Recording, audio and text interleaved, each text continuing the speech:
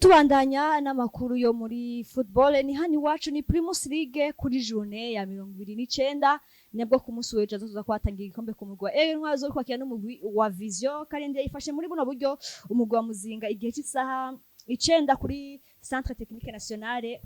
mugwi zo kwakira umugwi wa Kayanza United mu gihe Burundi Sport Dynamique igihe cy'isaha 9 nyine kuri Stade Urunani uzaki umugwi wa Garage Express aya masaha nyine umugwi wa Vision kuri Stade Intwari umugwi wa Vitaro uzakira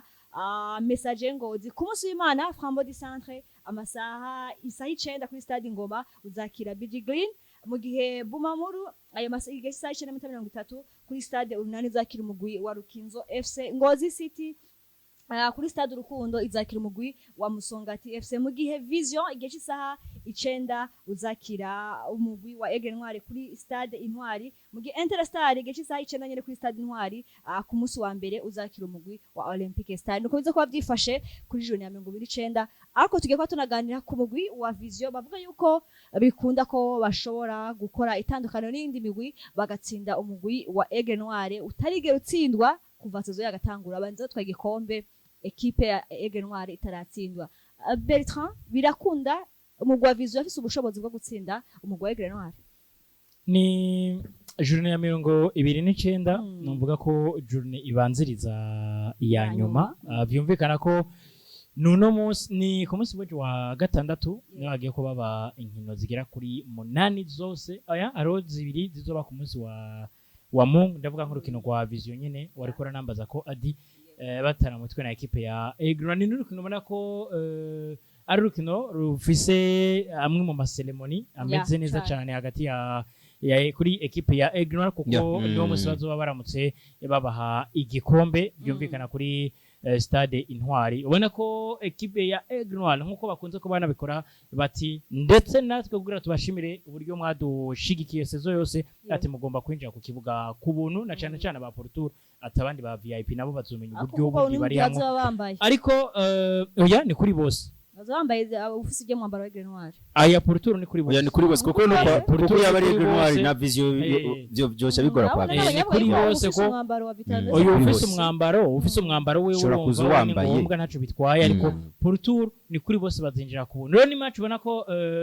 igiye kuba isobanura byinshi cyane sinovuga byinshi cyane kuri championnat ariko ni byinshi cyane kuri equipe ya Vision ndetse n'umumenyereza wabo mushasha ubona ko tugiye kuba tubona byinshi cyane tugiye kuba tubona kuri equipe ya Vision tugiye kuba tubona kuri equipe ya Aigle Noire Fighters kipe igeza kuri journée ya 29 batazi cyari cyo bivuze ko bareko barakina mu mutwe bamaze kuba babona ati journée zibiri zisigaye ntabwo zizakuba zitunanira journée zibiri zisigaye tugomba kuditsena ibyo twaratahukanye igikombe twaratahukanye championnat atariko naho hari yindi record nayo tugomba gukora nka equipe ya Aigle Noire yo kumarira saison yose tudatsinzwe n'urukino na rumwe ariko nabyo bica biza mu biharuro byinshi cyane aho mvugira ko Vision ishobora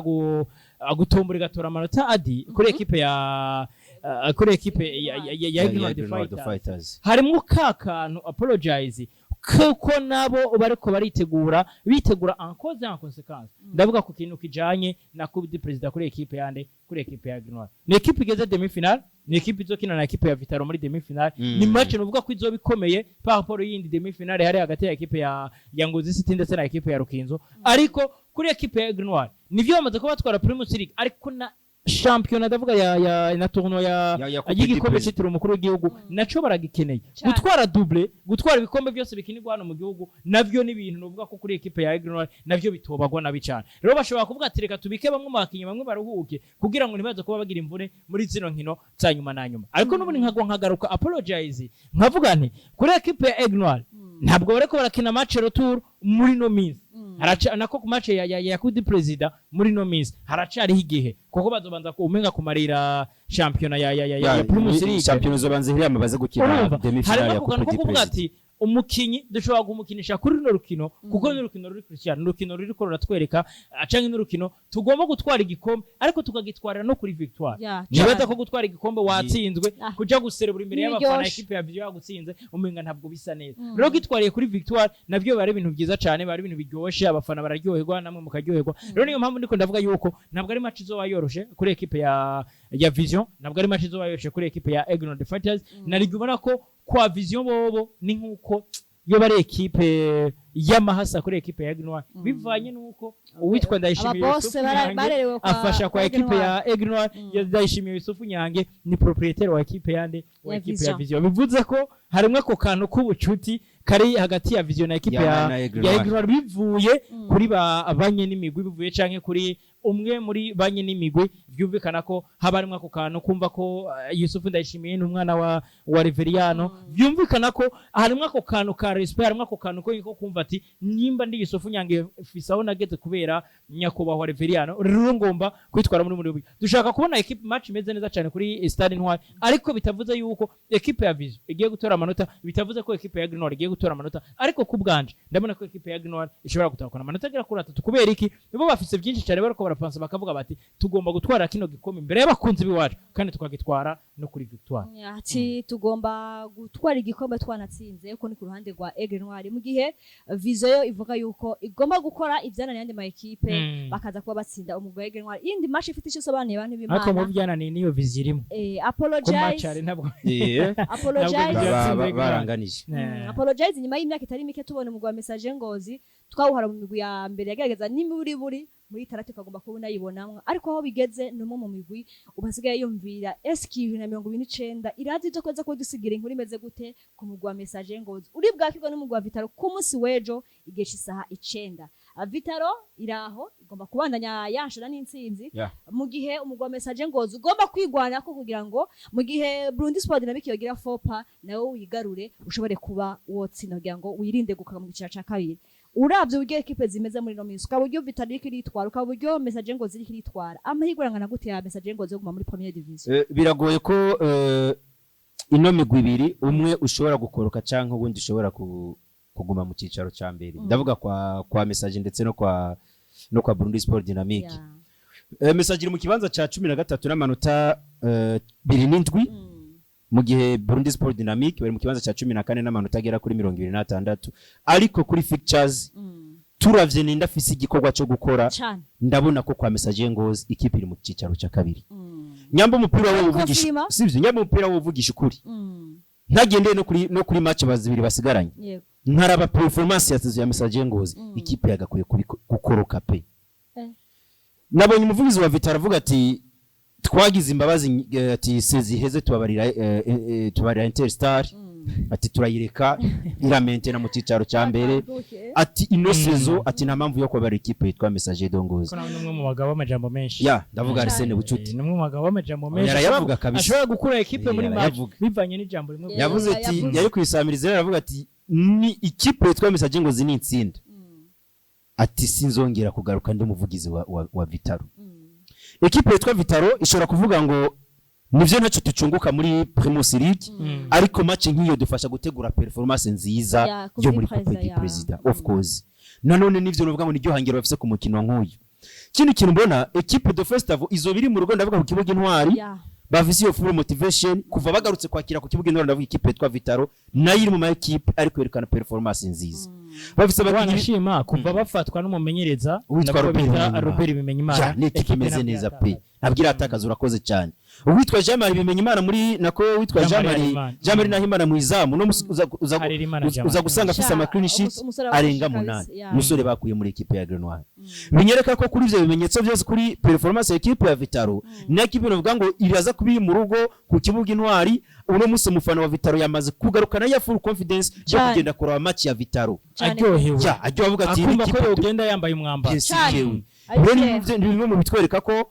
do full motivation kuri ekipe iri mu rugo kandi bagiye gukirana bavuga ngo umukino bavuga ngo twebwe tugomba kwerekana performance nziza kugira ngo nibura tuzogere kuri match ya Aigle Noire tumeze neza kuri message Ngozi naho sinibaza ko ari ikintu kimwe baza gukora kuko ivyo batakoze novuga ngo ku mikino igera kuri 27 y'imbere sinibaza ko boza kubikora muri journée za nyuma genda urana fiki cyazi bafize urakina na Interstar nako urakina urakina na Vitaro navuga ngo kuri journée ya 29 kuri journée ya 30 urakira equipe yitwa Interstar urambwira ko muri izo match zibiri Interstar na Vitaro wavuze itsinda zose equipe nka Message de Ngozi nabonye motivation ni biri kiratangwa muri equipe ya Message bavuga ati gerageza babemera ivyo babemerera ati mu maintere nimukoroka ariko mu vyo je mbonesha amaso ndavye ama equipe bagiye guhura nayo biragaragara ko equipe yitwa Message de Ngozi atakiza gukora kuri equipe ya Vitaro Football Club. Apologize Adiera ntabwo ngomba kugaruka ko yandi ma equipe nibyo twaciye kuri equipe ya Aigle Noire kuko bazoyiha igikombe ariko ndashaka nini duhagarare kuri equipe ya BS Dynamic na Message de Ngozi ya Message Ngozi ya equipe ya Sport Dynamique yakira equipe ya Garage Express ubona ko banakwirikira mu gihe urukino rwa nyuma BS Dynamic hano uvuga ko binagoreye apologize abo Dynamic brother nagira nkore ku buryo ibyo bya chance brother reka nkore ifite chance Burundi Sport Dynamic equipe ya Interstars equipe ya BS Dynamic iri mu kibanza ca 10 na 4 n'amanota 26 equipe ya Message ni mu kibanza ca 13 n'amanota 27 difference y'inota rimwe mu gihe imbere yabo hari equipe ya Kayanza United nayo ivyabo bitarahera ivyabo nibirahera uti kubera ko bitarahera apologize aha mu Burundi ntituraba equipe bitsinde heranye canke ibiki nibiki baraba confrontation direct ukuntu mwahuye buryo mwahuye ukuntu bahuye Best Dynamic na equipe ya Kayanza sivyo abo kanzi bisemeshi reka Kayanza bise 32 ivyo manavyo gutakaza match reka ndakwereka apologize ibiharuro biriko birakora football akora ibiharuro mugihe bitaraba mu kibuga ugiye mu biharuro biragaragara equipe ya Best Dynamic ifise 26 Kayanza imbere yabo mu kibanza ca 12 ifise 32 ikinyoye c'amanota ngahe oya Interstar ntibirimo oya Interstar reka ndakubwira Interstar fixture Interstar iri extreme ya ma equipe azotibuka yo yararokotse uti kubereke yo nivyo nakubwiye ya confrontation direct ya confrontation direct zose ziri nyuma ya yarazitsinze muri match yumvikana ko ibyo equipe naho bonganya amanota equipe ya Interstar imbere kubera yabatsinze iri extreme muri equipe zizotibuka equipe ya Kayanza aho bigoreye ifise 32 irusha 6 equipe equipe itwa Best Dynamic ikarusha 5 equipe ya Message ishobora kuza ari amavubi igatsinda Vitaro kuri Stade Ntwari bakaja hari iwabo bagatsinda equipe ya Interstar amanota 6 bayariye bakaba bagize 33 brother nibiharuro ni football yego ni football sekundabira kwa Kayanza kuko kwa Kayanza bitara sekundabira nafikije zo kwa Kayanza ku munsi wa gatandatu ndabira barakina na ya Muzinga kuri centre technique Muzinga kuri centre technique bwana apologize biragoye kuza gukora amanota kuri equipe ya Muzinga kuza kurondera rimwe n'igisugura kuri tora apologize rego ryo rimwe ni football wakinye ikipe yari montada kwa Ngozi City football wakinye ariko kujya kwa Ngozi City ariko bari kwa Ngozi City bari kuri centre technique bari kwa Ngozi City tubaza kwa kuri 3 kuri Stade Muzinga ya Muzinga uburyo nayibonye ikina kuri Stade Ntwari uburyo nayibonye ikina kuri centre technique bitandukanye n'uburyo ikina yagiye hanze urumva bivuze ko kwa Kayanza bashobora gutakaza kwa equipe yandi reka ndabivuga muri buno buryo apologize equipe ya Message ishobora kuyatora yose amanota 6 ariko kwa Best Dynamic hazawari mu rukino rumwe ruri crucial kuko urukino rwa nyuma ni Kayanza na Best Dynamic iri kumwe na Kayanza kuri Stade ya Kayanza aho niko ndakubwira ko equipe ya Message ishobora kuba ari equipe ishobora kurokoka paraporo yawe nyuma cyane Best Dynamic ni gishobora gutsinda Garage sivyo bikayitumiza mbere ariko urwarukino rwa Kayanza bizovana na full motivation Kayanza izoba yakwiye kwa Muzinga erega kandi ikindi naco Kayanza ishobora gukura inota rimwe kwa Muzinga igashiraka akadomo ahubwo amanuka oya igashaka Kayanza kura ikuye rimwe kwa Muzinga ishigira akadomo kavuga ati jo valide ko nzogo muri championnat Primus League kumakoze kugize 3-3 ntawe umuntu azokuze 3-3 muri abari nyuma yaho amigahebera match Burundi Sport Dynamic ngende ko ndakubwira ntawe umuntu azokuze 3-3 sauf message ngo zimugizo batsinze zo match ibikunda niyo navyo biragoye gutsinda Vitaro na equipe ya Interstar biragoye cyane equipe ya BS Dynamique ndabona kuri kino rwa june ya 30 nibaza ko ari rwo rukino ruzorohanzwa amaso n'abatari bake mugiye kuri june ya 20 bishobora kurukina yarakorotse june ya 20 bizobabya ibi apologize avuze bishobora kuba Dynamique ishobora kurukina yarakorotse urukino ishobora kurukina yarakorotse garage zihari kwino garage ishobora kuzikabebera ifuro ry'igiti ikabubarara ko bikanga ko baronka amanota equipe ya message kitwara neza cyane kwa Vitaro equipe ya Kayanza ikitwara neza cyane kwa Muzinga champion neza kubirangira champion neza kubirangira ubundi turindiriye kuraba eske ni nayo mpamvu n'abadushize no kumwanya nayo mpamvu nazose bazije ni nayo mpamvu twabonye match yagarutse kuri centre technique bona approach kugira bakinire umwanya kugira ngo bakinire umwanya kuko yari match yari kubera ngaho ibujumba kuko equipe ya Muzinga yari kubera ariko hari match zari iri sanse kubera kuri stade Urunani iyo ya BS Dynamique hari match iri kubera kuri stade Intwari ya Vitaro hari na match za kubera kuri Seteni nta kindi kibuga twari kuronka bari kujako bategerezwa kuza kuri centre niyo mpamvu zigomba kubera rimwe kugira ngo ntabe bwabo bwo kuvuga ati jibyanje byamaze kuba birangira ati ma akiratora amafaranga ati kwana kako yatsinze ati tora amafaranga mpebe kugira ayo mafaranga ayo manota ndayaryengumbera rero muri rusange novuga yuko ni champion giza hano hitana cyane kuri iyi migwi igomba kwimentera muri champion ariko ugerageje kuraba urabona ko amahigwe menshi hagati ya BS Dynamique Kayanza siniko ndayishamo cyane apologize ko Kayanza ishobora kuba ifite umutayi wice 85 kwijana cyo kuguma muri champion ariko hagati ya BS Dynamique na message ndabona neza cyane yuko umutayi wo kwitwara neza cyane nivyo message ifise inkino zikomeye paraporo ya BS Dynamique ndetse niyo ya Kayanza ariko ugerageje kuraba urukino rwa Kayanza na equipe ya BS Dynamique nubwo rukino rushobora kudefinisa kazoza ka equipe ya BS Dynamique n'urukino nako bazohereza ko nuko rero Primus League byifashe nubwo nabwiye yuko Aigle Noire irayoboye n'amanota apana ngo irayoboye Aigle Noire yatwaye igikombe wicumenga baracari ko barahiganira Musongati ni ya kabiri n'amanota 53 Frambo de centre ya gatatu n'amanota 52 Vision ya kane n'amanota 50 Bumamuru umvirize championnat mbabare senda guciriyemo uze ko Fazare yatanguye nako Fazare to uze ko yatanguye equipe ya Gruna Rushino tari mu equipe ya Frambo de centre cyane Fazare to ubu barashobora tarenga 16 amubwiye rero equipe ya Bumamuru muri match zingahe 28 oya muri match 10 zimaze gukina nuko mugiye ku rundi ruhande equipe ya Vision niyo ya kane n'amanota agera kuri 40 nangahe hajya n'amanota 50 mu gihe Bumamuru ya gatanu n'amanota 49 Vitaro ya gatandatu n'amanota 47 iyindwi ni Rukinzo n'amanota 46 y'umunani Bumamuru yiri Bumamuru yari muri batatu ba mbere Muzinga y'umunani batatu babi aho kipe yari mu kibanza cya kabiri Muzinga y'umunani y'amata 239 Ngozi City n'amata 33 Olympique 33 11 Interstar n'amata 32 Kayanza na TD 12 n'amata 32 mu gihe Message Ngozi n'amanota 27 Burundi Sport Dynamique Tukura n'amata 26 Garage Express n'amata 18 BG Green n'amanota agira kundwi iyo yaramaze tayari byamaze kwa binarangira abo bya bintu ndabihinduye uhinduye iki ndabihinduye Kayanza irashaka gutsinda Muzinga Kayanza koko Muzinga izoza gukina atakintu kimwe kiri mu mutwe ruko rero bitandukanye no kwa Kayanza nazo yavise abafana kuri centre technique mbere ko tunasezerana muri premier groupe musarukino n'umugwa Sunderland uzakiri uzokafatiye mugwa Nottingham Forest geje isaha 3 match nayo crucial kuri equipe ya Nottingham Forest cyane equipe niyo rero aha rero Nottingham bora ari ikibazo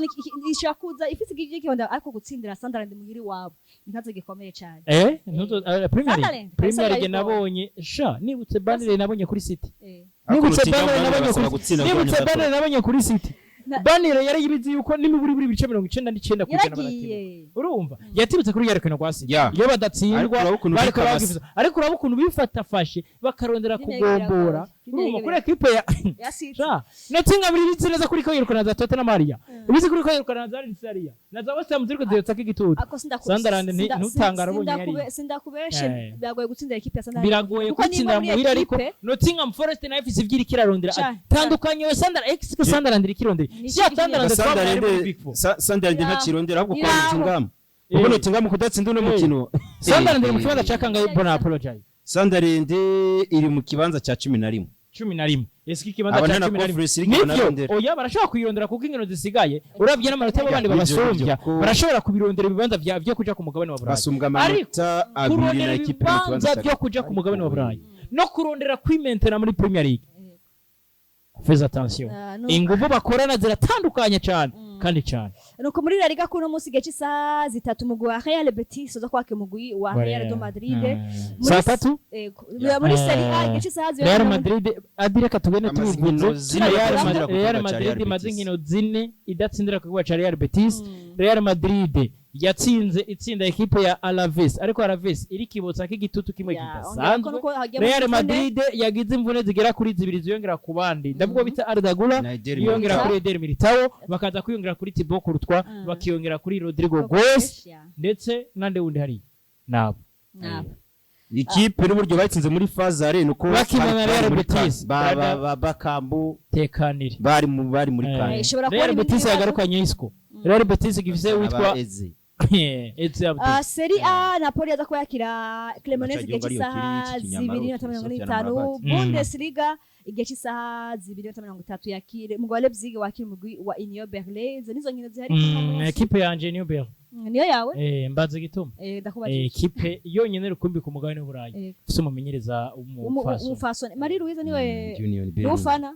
ngo yakubise baro match eruka match ya mbere nibyo yaratsinzwe ko yarakubise baro abantu barumi baravuga ati taka niyo mufasone canke nibi mugihe rero muri Ligue 1 Stade Brestois yaza ko yakira umugwi wa Lens igihe cy'isaha irakina na Lens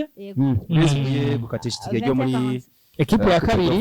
kabiri muri Ligue 1 equipe irishwa amanota na equipe ya Paris Saint-Germain yatsinda iragarakwa kuri rimwe cyane nuko Premier League ku munsi w'ejo Fulham igihe cy'isaha 7:30 akimugwa wa Aston Villa Wolves igihe cy'isaha 10 wakimugwa wa Tottenham Hotspur West Ham igihe cy'isaha 10 nyene wakimugwa wa Everton Liverpool ya masaha nyene Tottenham iraronka amanota 3 wa Crystal Palace Arsenal ku munsi wa gatandatu Arsenal itsinze Wolves reka iratora 3 kwa Wolves nayibona cyane n'igikunda imace ninire Arsenal gisha banyibamuzari mu psychologue witwa Deserbi gishi saa 12:30 mugwa Arsenal wakimugwa Newcastle hano naho agomba kuba igero kidasanzwe La Liga Deportivo Alaves gishi saa 8 wakimugwa Mallorca gishi saa 10:15 mugwa Getafe wakimugwa FC Barcelona Valencia 12:30 wakimugwa Girona Atletico de Madrid gishi saa 3 wakiri umugwi wa Atletico Club de Bilbao ni equipe ya Arsenal kinana ni kwasi Man City rabandanye yoboye Serie A Palma yaza kuba yakira umugwi wa Pisa gishi saa 9 Bologna gishi saa 12 wakiri umugwi wa Roma Hellas Verona gishi saa 2:45 wakiri umugwi wa Lecce mugiye muri FA Cup umugwi wa Manchester City gishi saa 12:15 Southampton iyo ngo ni semi final ya Bundesliga Köln yaza kuba yakira umugwi wa Bayern Leverkusen gishi saa 9:30 ayo masanya umugwi wa Augsburg wakiri umugwi wa Eintracht Frankfurt Heidenheim ayo masanya wakiri umugwi wa St. Pauli Wolfsburg ayo masanya ne wakiri umugwi wa Borussia Mönchengladbach ayo masanya isha 9:30 umugwi wa Mayence wakiri umugwi wa Bayern Dominique mu gihe Hamburg aza kwakira umugwi wa Hoffenheim mugihe karakinisha Bayern ariko arayiruhishije cyane kabisa natangiye bari bakwiye kuvuga ati mwe match za Bayern yego turazihebye n'umutwara Ligue 1 gishi saa 9 umugwi wa Olympique Lyonnais uraza kuba wakira umugwi wa Auxerre Angers wakira umugwi wa Paris Saint-Germain gishi saa 1 gishi saa 3:05 umugwi wa Toulouse wakira umugwi wa Monaco nuko biza kuba byifashe ku munsi wa gatandatu ku mugabane wa Burayi mugiye ku munsi w'Imana Rayo Vallecano gishi saa 8 urakira umugwi wa Real Sociedad Real Oviedo gishi saa 10:15 wakira umugwi wa Elche Osasuna 12:30 wakira umugwi wa Sevilla Villarreal gishi saa 3 wakira umugwi wa Celta Vigo mugihe muri Serie A Fiorentina igihe saa 3:30 wakira umugwi wa Sassuolo Genoa igihe saa 9 wakira umugwi wa Como Torino igihe saa 12 wakira umugwi wa Inter mugihe Milan igihe saa 2:30 wakira umugwi wa Juventus FA Cup Chelsea yaza ko itaramutwe n'umugwi wa Leeds United nyuma yo gusezera umumenyereza Bundesliga Stuttgart yaza kwakira umugwi wa Werder Bremen igihe saa 9:30 Borussia Dortmund wakira umugwi wa Fribourg igihe saa 11